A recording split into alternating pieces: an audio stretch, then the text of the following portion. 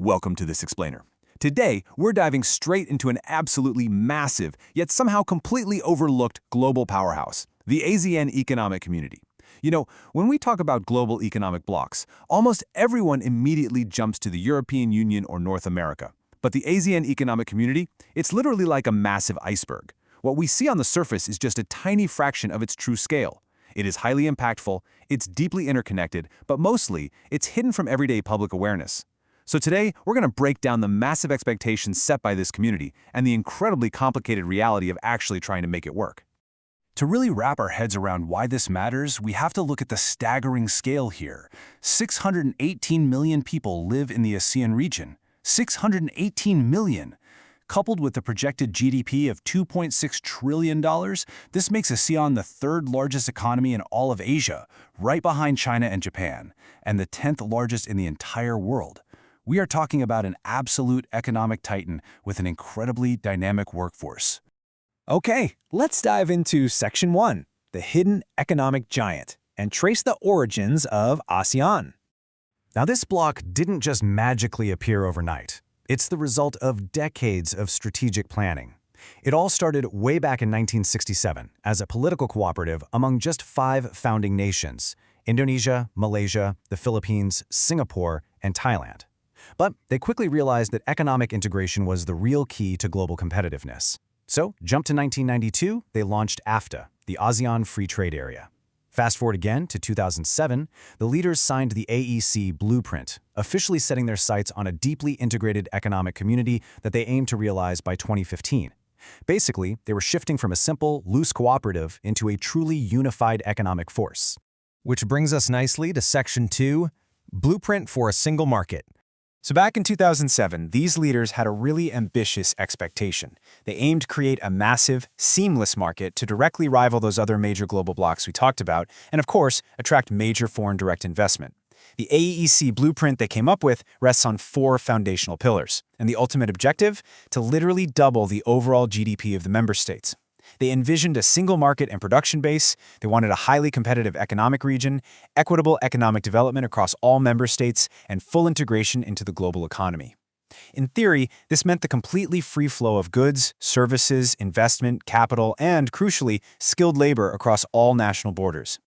Now, what's really interesting about this slide is, on paper, the blueprint worked beautifully. I mean, look at this. The AEC successfully eliminated the vast majority of import tariffs, dropping a staggering 83.4% of them down to the 0 to 5% range.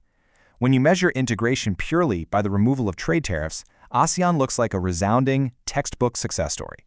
Goods got cheaper to move, and intra-regional trade absolutely spiked. But here's the twist. The reality on the ground is way more complicated, which brings us to Section 3, the ASEAN Way. To really grasp what's going on here, we need to contrast the AEC directly with the European Union. While the EU operates as this rigid common market, with a shared currency, supranational laws, and super strict legal enforcement mechanisms, the AEC is the exact opposite. The ASEAN Way is entirely informal. It's completely driven by consensus. There are absolutely no legal sanctions if a country just decides not to comply with a regional agreement. It relies 100% on voluntary compliance and a strict principle of non-interference. And because of that lack of enforcement, reality gets pretty messy. As researchers point out here, if there is a conflict of interest, the national interests will prevail. Member countries will invoke unspecified issues to postpone decision-making, right? Because there are no sanctions, whenever these countries face internal economic or political challenges, they naturally prioritize their own domestic needs over their regional AEC commitments. So they can smile and agree to free flows and meetings all day long, but without any real enforcement, those commitments just stall out in practice. And that leads us right into Section 4, the double-edged sword. Because while lacking enforcement definitely protects national sovereignty, it creates massive gaps in how the AEC actually benefits different member states, not to mention their everyday workers. Just look at the severe economic disparities within the bloc. On one hand, you've got advanced, capital-rich economies like Singapore and Malaysia that easily reap the benefits of the free flow of goods and capital. They can just tap right into lower-cost production networks. But on the other hand, developing economies like Cambodia, Laos, Myanmar, and Vietnam are still struggling with macroeconomic instability and poverty. The grand expectation of equitable development clashes really hard with the reality of this huge development gap. And we see this clash most clearly when we stop looking at numbers and start looking at human beings, specifically labor mobility. the AEC created the Mutual Recognition Arrangement, or MRA for short. In theory, this is the framework designed to allow the free movement of skilled professionals across ASEAN borders. The whole idea was that an engineer or a doctor from one country could seamlessly pack up and go work in another. But let's move to the next part and see how this builds in reality. Imagine you're a highly skilled Malaysian marine engineer trying to get a job at a Thai seafood plant under this supposedly free-flow system. It's wild.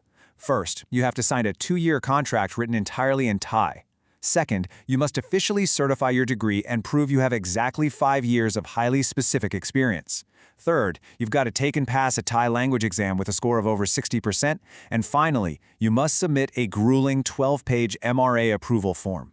Because nothing says seamless integration quite like 12 pages of bureaucratic red tape. And here is the absolute kicker. That crazy process is just for the highly skilled workers. While the professionals are facing literal walls of red tape, the AEC completely failed to include low-skilled labor in its agenda altogether. Why? Well, mostly because of deep political fears. Host nations view the free flow of unskilled labor as an unnoticed threat. They fear this uncontrollable overflow or exodus that could completely disrupt their domestic labor markets. It's just incredibly difficult to align the policies of countries that are at such vastly different stages of development. So as a result, millions of everyday workers are simply left out of the integration equation entirely. So how does ASEAN overcome these massive physical and bureaucratic hurdles? By pivoting directly into Section 5, entering the digital age. Enter the proposed Pan-ASEAN Digital Economic Community, or DEC. As economic growth rates fluctuate all over the globe, ASEAN is strategizing to capture massive new revenue streams, and they're doing this by leveraging the pervasive spread of smartphones across the entire region. Multinational tech firms and banks are pushing hard for cross-border digital trade, mobile apps, and seamless consumer payment platforms.